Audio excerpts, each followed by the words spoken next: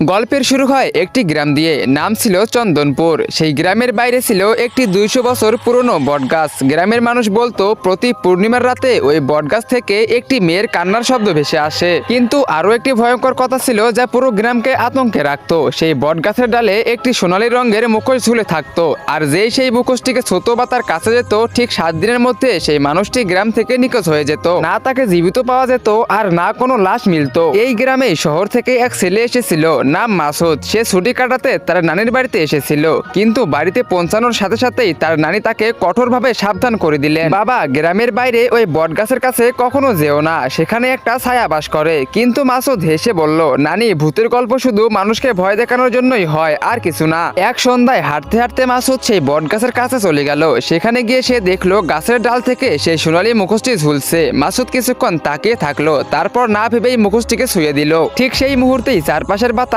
হঠাৎ ঠান্ডা হয়ে এলো, আর তার কানে এক মেয়ের ভয়ঙ্কর চিৎকার প্রতিধ্বনিত হতে লাগলো। মাসুদ ভয়ে কাঁপতে কাঁপতে দৌড়ে গ্রামে ফিরে এলো। কিন্তু সেই রাতে মাসুদের একটুও ঘুম হলো না। তার মনে হচ্ছিল যেন কেউ তার ঘরের বাইরে দাঁড়িয়ে চুপচাপ তাকে দেখছে।